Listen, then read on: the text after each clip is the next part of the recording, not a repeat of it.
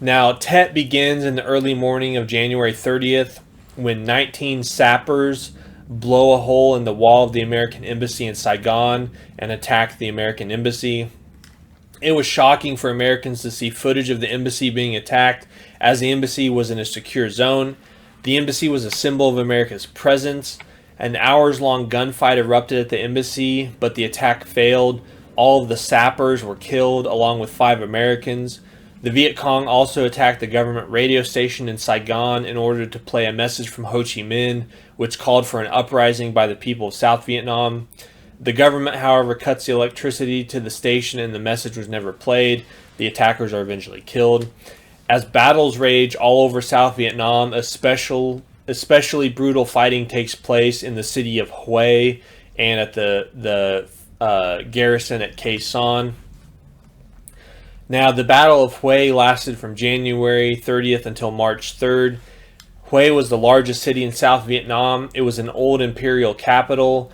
The Nguyen emperors had built the citadel in the city, which was Hue's walled fortress.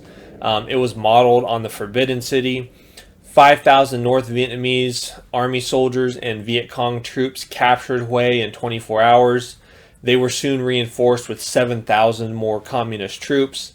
Some American and ARVN soldiers held out in isolated pockets within the city. Other American and ARVN soldiers raced through communist strongholds in the city to reinforce these isolated pockets, but it would be days before stronger reinforcements could arrive. Now, when those reinforcements did arrive, American and ARVN soldiers were tasked with liberating the city of Hue. Now, the fighting was intense. It was often house to house, and as the 12,000 communist troops set up street-by-street defensive positions and ambushes. Now, because of its historical significance, the efforts were made by American and ARVN forces to not unnecessarily damage the city or the citadel. But in the midst of combat, survival often outweighs historical preservation, and much of the city and citadel are destroyed. There's artillery, fighter bombers, and massive fire from nearby American warships that pound the city. One of the reasons the communists were able to hold on in Hue for as long as they did is because they had a defensive perimeter around the western side of the city that protected their supply lines back into the Ah Sha Valley. But once the 1st Air Cavalry Division arrived and cut that supply line, it was only a matter of time before Hue was recaptured, and it is recaptured after 24 days of fighting. 75% of Hue residents were homeless and 80% of the city lay in ruins. 140 U.S. Marines and 400 ARVN soldiers were killed. An estimated 5,000 NVA and Viet Cong soldiers were killed in Hue, while another 3,000 died in the fighting outside the city. While it was under communist control, close to 3,000 South Vietnamese citizens who were thought to be collaborators with the Americans and the anti-communist South Vietnamese government were executed or buried alive in mass graves. The other big place fighting is going on is at the garrison at Khe Sanh up in northern Vietnam. This battle rages from January through April of 1968. Now, at the time the battle was going on at Hue, Khe Sanh is also going on. Khe Sanh is an American military base in northern South Vietnam near the demilitarized zone. The North Vietnamese army attacked it just over a week prior to the TET Offensive. Now, General Westmoreland thinks that the TET Offensive is a diversion for the main NVA attack that would occur at Khe Sanh. This made sense. After all, this is how the Vietnamese had defeated the French, with a battle of annihilation at a military outpost. But in reality, the attack at Khe Sanh is a diversion for the main TET attack that's going to occur in the south of Vietnam. Nevertheless, General Westmoreland convinces LBJ to let him use Khe Sanh as a place to fight the NVA in a decisive battle, hopefully one that will change the tide of war. Khe Sanh is located in a valley surrounded by hills. The Americans controlled some of the hills while the NVA controlled others. The NVA attacked Khe Sanh with artillery fire from these bases, along with artillery fire from guns located across the border in Laos.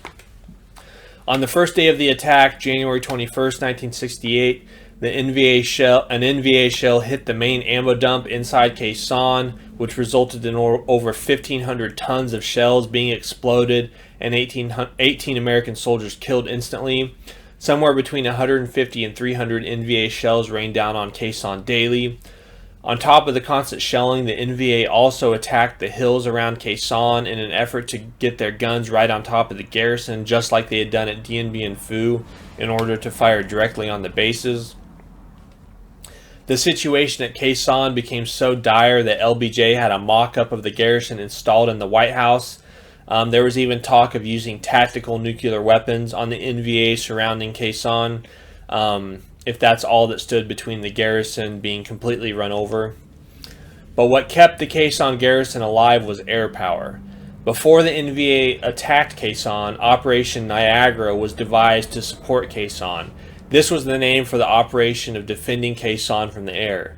Untold amounts of helicopters, fighter bombers, and B-52s dropped bombs on NVA positions around the base. American planes dropped surveillance equipment into the jungle surrounding Khe Sanh, and this surveillance equipment, when it was tripped, would alert American planes of enemy movement so that their location could be bombed. Bombing raids by B-52s were called Operation Arclight raids. Basically, the way it would work is a cell of three B-52s would fly at 30,000 feet over the NVA positions and drop 27 tons each of bombs on their positions. The B-52s flew so high that the NVA didn't even know they were being bombed until the bombs began to explode on them. Overall, B-52s flew 2,500 sorties over Khe Sanh and dropped 53,000 tons of explosives. While the bombings kept the NVA at bay, the air bridge kept Khe Sanh supplied with ammo, food, and medicine while also evacuating the wounded. Khe Sanh needed 160 tons of supplies each day. Most of that's ammo. Khe Sanh was kind of in an artillery duel with the NVA.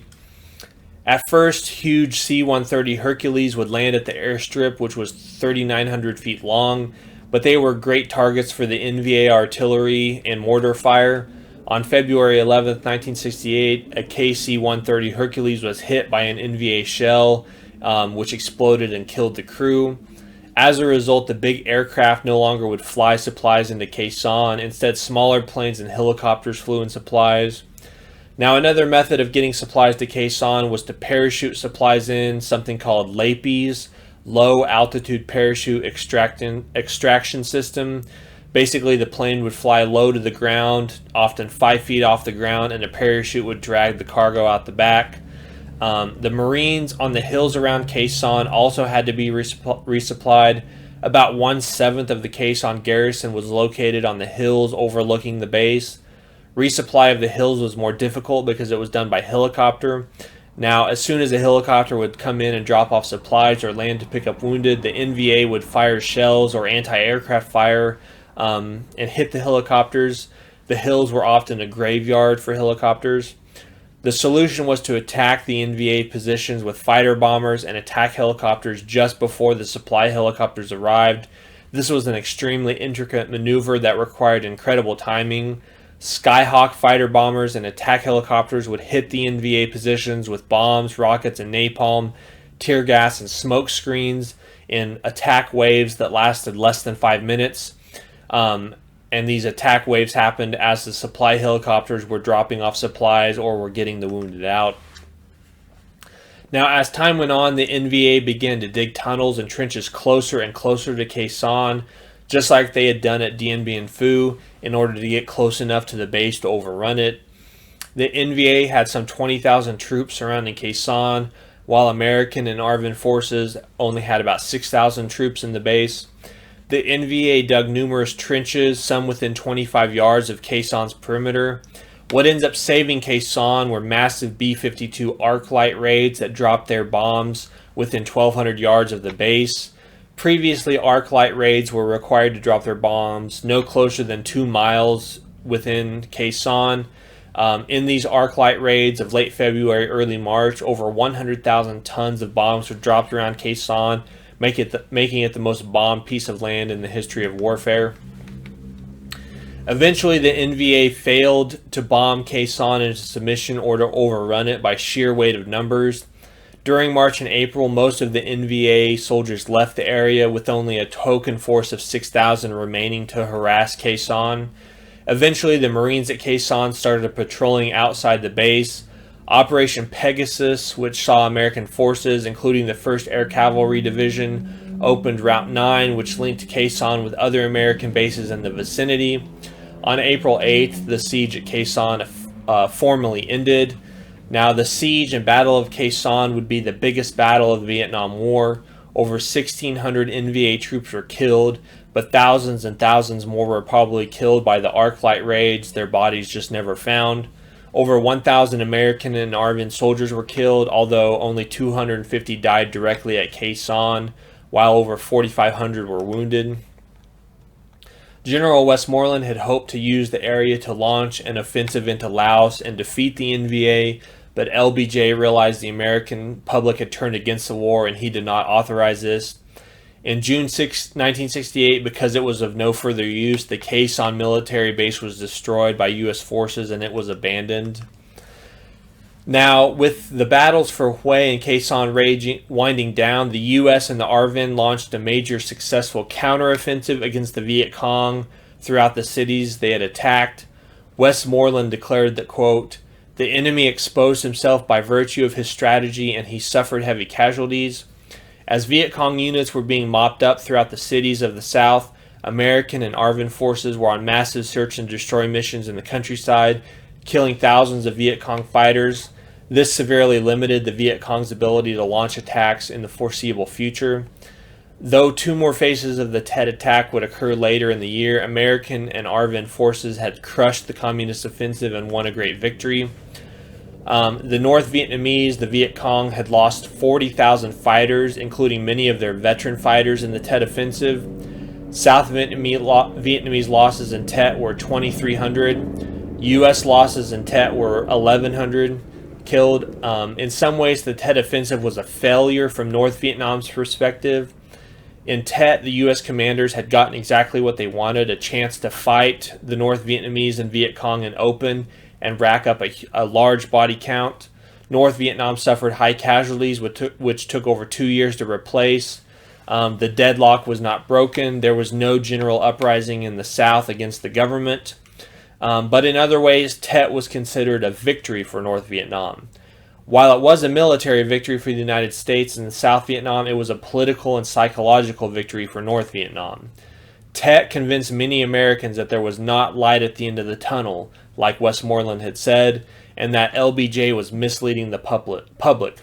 By this point, the credibility gap, which was the gulf between what LBJ and the generals were telling the public and the reality of the situation on the ground was in full swing. Walter Cronkite, America's anchorman, went to Vietnam to see things for himself. He came home, and on February 27, 1968, he told the American public, quote, "It seems more certain than ever that the bloody experience of Vietnam is to end in a stalemate." Other things convinced Americans that things were not going so well. The execution of a captured Viet Cong fighter on camera by General Nguyen Ngoc Loan, chief of the South Vietnamese National Police, turned Americans against the war. The attack on the American embassy, the long sieges at Khe Sanh and Hue, convinced already skeptical Americans that, the president, that the generals and other officials had been lying to them. The Americans in the South Vietnamese had won the battle, but they lost the war, which is kind of ironic. The irony of TET is that Westmoreland had been frustrated that he couldn't get the Viet Cong and the North Vietnamese to fight in an open battle, but TET finally saw the Viet Cong and the NVA engage in that battle, and Westmoreland killed tens of thousands of them in doing so. So Westmoreland saw this as a victory, but the American public was shocked, and TET becomes a political victory for the Viet Cong. Now, while TET was going on, Robert McNamara resigned as Secretary of Defense. This occurred in February 1968. He was replaced by Clark Clifford in March 1968. Clifford opposed escalating the war by sending more troops to Vietnam. A group of veteran Washington insiders, informal advisors to LBJ called the Wise Men, met at the end of March 1968 and concluded that the war could not be won. A request for over 200,000 more troops was shelved, and LBJ de-escalated the bombing of North Vietnam, and peace talks soon began. Public approval of LBJ's handling of the war took a hit after TET. In November 1967, just before the major offensive, LBJ's approval, his handling of the war, was at 40%. After TET, it fell to 26%. Now, this isn't necessarily anti-war sentiment. Many of these people just wanted LBJ to get much more tough in the Vietnam War. On March 12, 1968, Democrat Minnesota Senator Eugene McCarthy challenged LBJ in the New Hampshire primary. Many anti-war protesters and hippies campaigned for him by going, quote, clean for Gene. In a surprise vote, LBJ barely defeated McCarthy 49 to 42%. As a result, Robert Kennedy jumped into the race a few days later. LBJ decides not to seek re-election. On March 31st, 1968, to a national TV audience, he said that he would not seek nor accept the Democratic nomination for the presidency that August when the Democrats met in Chicago. This left Hubert Humphrey, LBJ's vice president, to be the Democrat candidate. He wanted to continue the war effort in South Vietnam. He was opposed by Eugene McCarthy and Robert F. Kennedy, the anti-war candidates. It looked as if Kennedy would be the leading anti-war candidate going into the August convention, but just after winning the California primary in June 1968, he was assassinated by Sirhan Sirhan, a Palestinian terrorist who was angry over Robert Kennedy's support for the state of Israel. So the convention, the Democrat convention in August, meets in Chicago, and it was McCarthy versus Humphrey. There were massive protests in Chicago by anti-war groups. There was fighting on the convention floor between politicians and delegates. Chicago Mayor Richard Daley gave the police the green light to get rough with protesters who had been egging the police on by calling them names such as pig, by raising the Viet Cong flag, and throwing urine on the police. The scene of violence both in the convention hall and on the streets of Chicago were shown on the news, and this helped elect Richard Nixon in 1968. Richard Nixon said this during the campaign: "Never has so much power been used so ineffectively as in Vietnam. If after all of this time and all of this sacrifice and all of this support there is still no end in sight, then I say the time has come for the American people to turn to new leadership, not tied to the policies and mistakes of the past. I pledge to you we shall have an honorable end to the war in Vietnam." Now, Richard Nixon wins in a three-way race. He defeats Hubert Humphrey and George Wallace. Electorally, it's not a close election, but popular vote, it is pretty close. Nixon got 43.4% of the vote. Hubert Humphrey got 42.7% of the vote. Ho Chi Minh dies in September 1969, so just near the elections. And Richard Nixon becomes president. So next time we'll kind of look at how Richard Nixon handled the Vietnam War.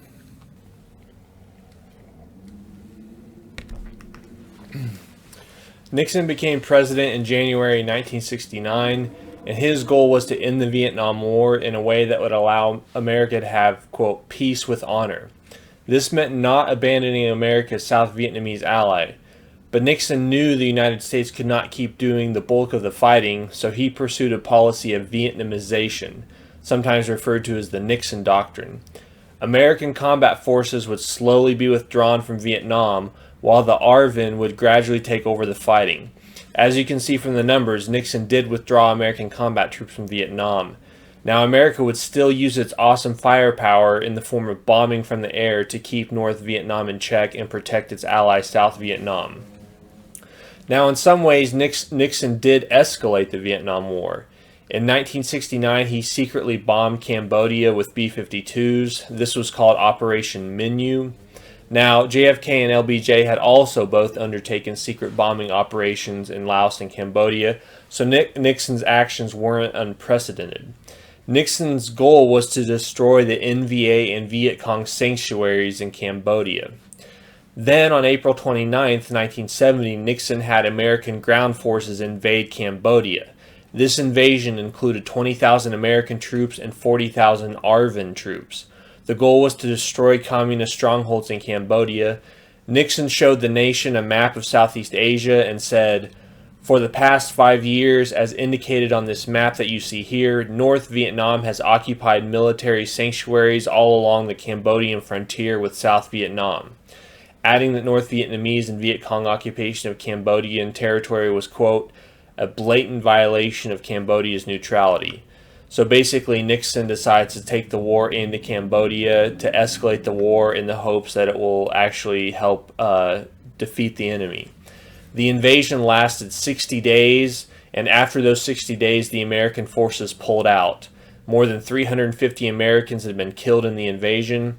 Now, the invasion did have some successes in destroying enemy supplies and bases, as well as in killing enemy soldiers. However, there were mass protests across the United States, including on American college campuses. At Kent State University in Ohio, after 4 days of rioting by students, which included the burning of buildings on campus, the National Guard was called in. On May 4th, the National Guard fired into some protesters, killing 4 students and wounding 9. On May 15th, 1970, 2 students were killed at Jackson State College by Mississippi police. 450 colleges were shut down in protest throughout the nation. Nixon continued to work for a solution to ending the Vietnam War in an honorable way. Diplomacy was a big part of that effort.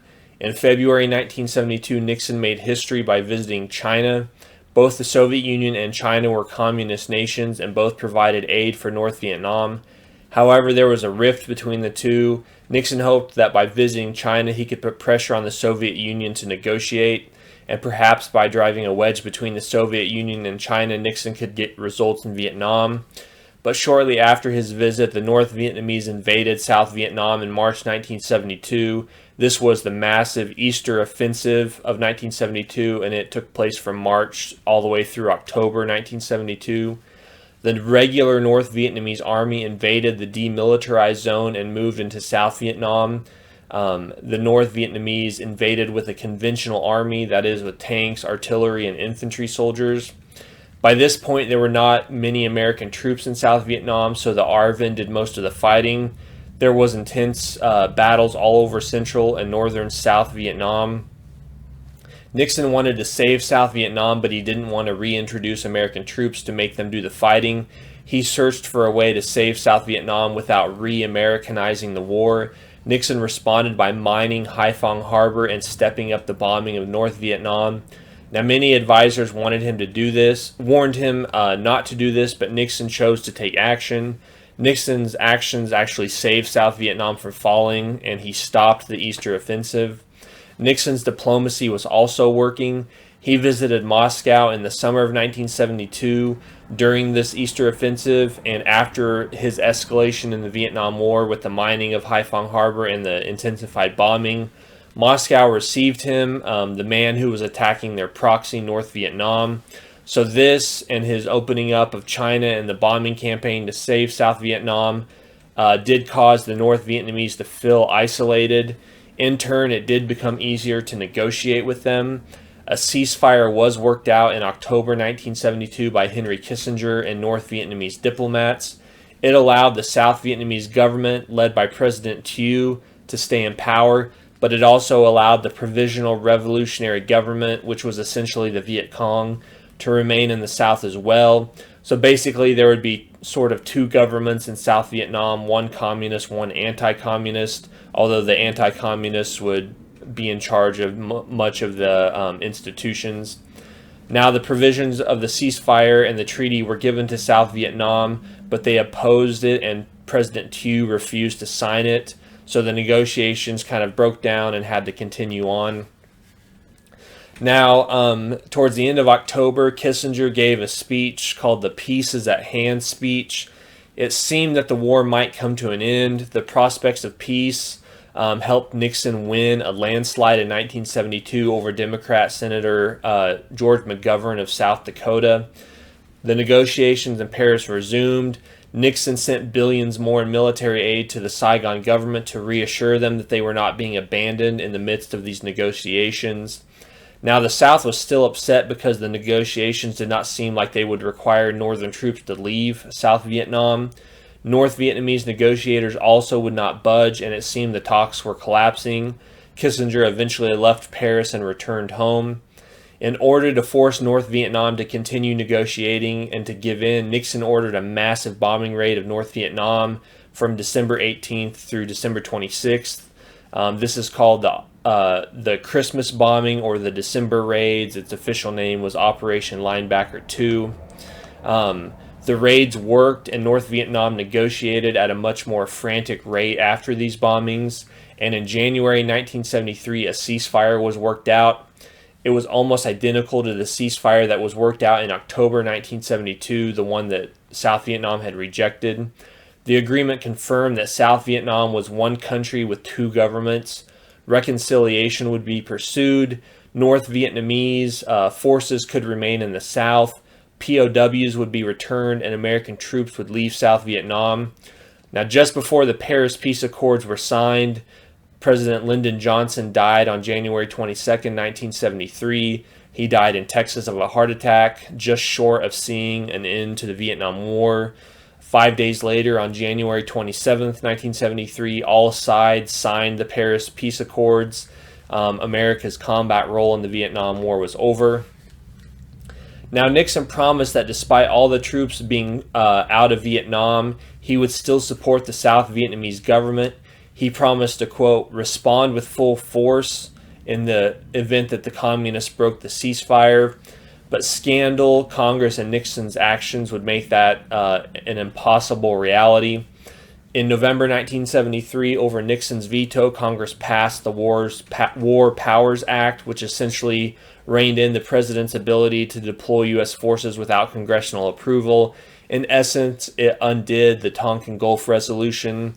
But what really destroyed Nixon's ability to protect South Vietnam was the Watergate scandal, which we'll talk about more when we talk about Nixon's presidency in general. What ended up happening was there was a break-in at the Watergate complex. The Democrat Party got spied on by some of Nixon's people in his campaign. A huge scandal erupts known as the Watergate scandal, and it forced Nixon to resign the presidency on August 9th, 1974. Vice President Gerald Ford became president then. Now, President Ford was determined to continue Nixon's policies on Vietnam, and he even wrote President Thieu a letter declaring that he would continue Nixon's policy. But by 1974, South Vietnam was struggling to hold on. They lacked gasoline and ammunition. They lacked parts for their tanks. In that year, some 31,000 ARVN soldiers were killed. That was the most ARVN soldiers killed in any year except for 1972, which was the year the Easter Offensive occurred. Basically, there was no more American soldiers or bombers. Congress was cutting back all aid to South Vietnam. In October 1974, communist leaders in Hanoi came to the conclusion that the United States would no longer intervene to save South Vietnam, and they decided to violate the ceasefire. So in late 1974 and then early 1975, 100,000 North Vietnamese traveled down the Ho Chi Minh Trail to get into position to take over South Vietnam. In January 1975, President Thieu said that South Vietnam still needed American aid to defend themselves against the North, and Ford reaffirmed that America had a duty to defend South Vietnam. As the North Vietnamese moved south, President Thieu ordered the northern provinces and the central highlands to be abandoned and a defensive perimeter set up further south. As South Vietnamese government forces abandoned these regions, hundreds of thousands of civilians panicked and also fled south. On March 30th, 1975, Da Nang, the city where the first American combat troops had been sent in March 1965, it was captured by NVA forces. On April 2nd, 1975, President Thieu met with Ambassador Martin and General Frederick Wyand to try to stabilize the situation. General Wyand recommended $722 million in aid to South Vietnam. Ford asked Congress for the money, but Congress refuses at this point. Congress basically says, if we've spent billions and billions and we still can't save South Vietnam, how is $722 million at this point going to do anything different when the billions before couldn't accomplish anything? So basically, the end is near for South Vietnam. Americans begin to leave Saigon. President Tu imposes a curfew in the capital city. The situation crumbles. Panic overtakes the city. The North Vietnamese continue pushing south towards Saigon. There's looting and anarchy in the capital. On April 21st, President Tu resigns. He's replaced by Vice President Tran Van Hoang. He resigns and is later replaced by Duong Van Minh. On April 28, 1975, North Vietnamese troops were at the gates of South Vietnam. On April 29, 1975, Ton Son Airport was under fire. A helicopter evacuation began as many people struggled to get out of South Vietnam via the American Embassy and a few other places in the city. The helicopters would take Americans and South Vietnamese to U.S. aircraft carriers nearby. In Operation Frequent Wind, the largest helicopter evacuation in history, some 70 Marine helicopters over a span of 18 hours extracted 1,000 Americans and almost 6,000 Vietnamese. And on April 30th, 1975, Saigon and South Vietnam fell to the north. Inside the Independence Palace, Duong Van Minh surrendered to Colonel Bu Tin. It had taken just 55 days for the North Vietnamese to travel down to Saigon and capture the city. So in 1975, the war is over. South Vietnam falls to the North Vietnamese communists. 1 in 10 Vietnamese had been killed or wounded in the war. Almost 1.5 million had died, and 3 million had been wounded in the 10-year fight for the reunification of Vietnam. America had lost almost 60,000 dead and 300,000 wounded. Now, there are many lessons and outcomes of the Vietnam War. One of the lessons was the danger of large-scale military intervention in a strategically marginal area of the world. For years afterward, the United States would suffer from something called Vietnam Syndrome. Basically, this was a public aversion to American overseas military involvements. Any future involvement made the American citizens worried that we were going to get bogged down in another unwinnable war. The Vietnam War cost the United States billions of dollars and caused economic difficulties at home. It took resources away from the Great Society. It caused Americans to lose faith in government over the wisdom of political elites. It caused a rift in the American public between Americans with bitter feelings between supporters and opponents of the war. It destroyed the confidence the Great Depression, New Deal, and World War II generation had in the ability of America to do anything. It left many veterans permanently damaged, whether due to PTSD or exposure to drugs overseas in Vietnam. Many of them faced problems with unemployment, depression, guilt, anger, a sense of rejection. Many of them were not treated well when they returned home. They were spit on and called things like baby killers. Lots of people have put together lots of reasons why America lost in Vietnam. America was prepared to fight a conventional war against an enemy such as the Soviet Union, but was not prepared to fight a conventional guerrilla war in an unfamiliar country and on the enemy's own turf. American soldiers couldn't tell friend from foe. There was corruption and lots of coups in the South Vietnamese government and military. Oftentimes the ARVN didn't fight very well. The North Vietnamese and the Viet Cong were a determined enemy. North Vietnam had a population of 19 million, and they could field 200,000 new soldiers each year. That was more than General Westmoreland could kill. North Vietnam was aided by their communist allies, the Soviet Union and China. American superiority in weapons and firepower was negated by the fact that the enemy often refused to fight. The Viet Cong would often just melt away into the jungle instead of standing their ground and fighting like a conventional military would. There was an unwillingness by American politicians to unleash the U.S. military. LBJ had decided to fight a limited war, kind of a political war with no geographical objectives. He could have invaded North Vietnam and taken the war to the enemy. He could have invaded Laos and Cambodia and taken out enemy sanctuaries. America could have bombed Hanoi and mined Haiphong Harbor much sooner. That would have stopped more supplies and men from getting to the south. Admiral Ulysses S. Grant Sharp, he was the naval commander in the Pacific. He said this about the war. America just kept, quote, pecking away at seemingly random targets. We could have flattened every war-making facility in North Vietnam, but the hand-wringers had center stage. The most powerful country in the world did not have the willpower needed to meet the situation. Other countries in the area fell to communist or were heavily influenced by communism. In Cambodia, the Khmer Rouge killed 2 million Cambodians. America suffered from Vietnam syndrome for decades afterwards. Americans were nervous about going to war again. Vietnam syndrome wouldn't really go away until the first Persian Gulf War in the early 1990s. So that's kind of the Vietnam War, one of the most important wars in American history.